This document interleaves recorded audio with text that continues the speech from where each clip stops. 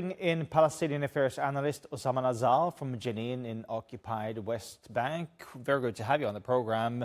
What do you think is the biggest hurdle here for this resolution to finally pass? Yeah, the biggest hurdle is that the main party, which is the Palestinian party, is not being heeded, is not being listened to, and the Americans are acting according to their understandings with the Israeli occupation.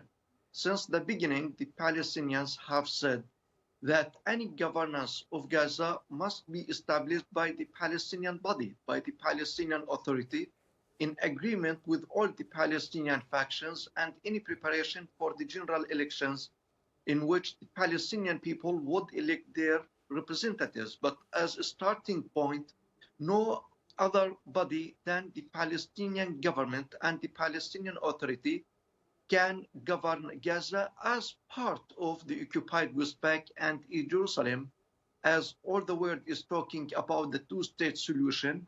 And the prerequisites of the two-state solution is very clear. Gaza fully connected with the West Bank and East Jerusalem, and the Palestinians have done everything possible and showed readiness to start this by providing the world with Gaza recovery and reconstruction plan in order to kickstart practical steps towards rebuilding Gaza, governing Gaza, and starting the creation of the Palestinian state. The Americans are talking about ambiguous points. They don't have any clear reference to the Palestinian right to self-determination and Palestinian statehood. And sometimes they talk about the possibility of having the Israelis and the Palestinians talking together, though the Palestinians talked with the Israelis for 30 years and they got nothing but genocide and more settlements. So where does the fault then lie here? I mean, is it Riyad Mansour at the UN that's not been able to convince his US colleagues? Is it Mahmoud Abbas that's not able to put together sort of a convincing argument? Why is the US not listening to what you're saying? Yeah, no, the Palestinian story is very persuasive and very convincing because the truth can't be hidden. Palestine is occupied by Israel by force, and according to the international law, no power has the right to occupy the land of the other by force. But the problem is the balance of power and the fact that Israel is a colonial entity created by the Western government for the interest of these governments in the Middle East.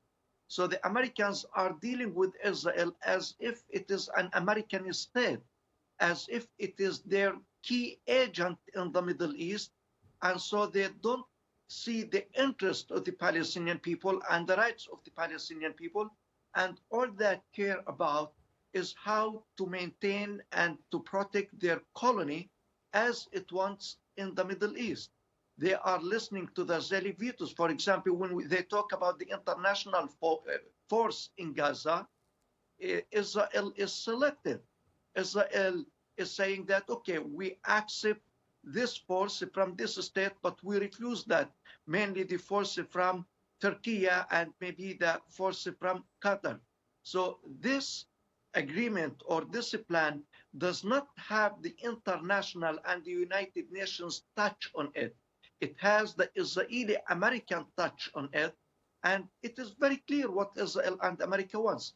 They want to keep the Israeli military forces in the part of Gaza that Israel wants to preserve and to arm their militias and their collaborators in order to keep the situation chaotic and never allow the Palestinians to have any of their rights or even to have one moment of peace and calm. Well, if the resolution passes, giving a 2-year mandate for this international stabilization force to be deployed in Gaza, and the eventual sort of path towards Palestinian own governance, Palestinian statehood possibly eventually, would Palestinians be able to accept this international stabilization force if in fact that goal is still there, that in a couple of years' time, once things have settled, there might be some sort of self-governance? The Palestinians' vision is very clear that this should be an internationally protection force, because who need protection is the Palestinian people, and whose security is missing and threatened all the time is the Palestinian people, not Israel.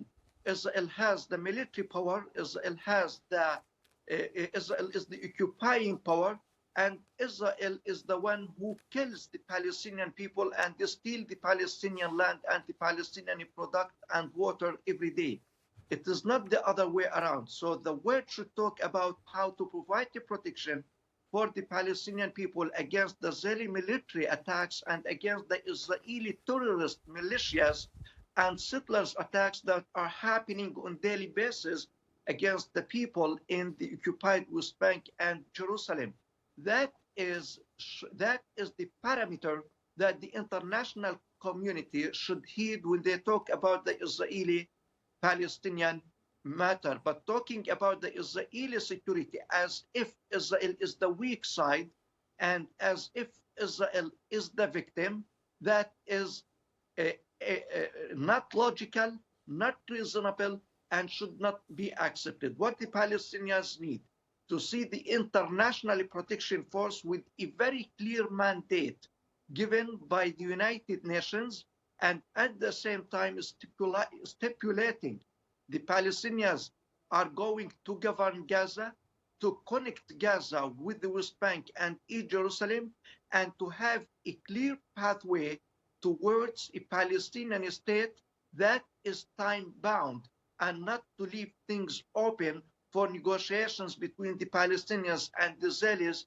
As I said at the start, the Palestinians negotiated Israel for 30 years, and they got nothing but more colonialism, more occupation, more death, and more theft of land. All right, Osama Nazzal, thank you so much for your time here on TRT World.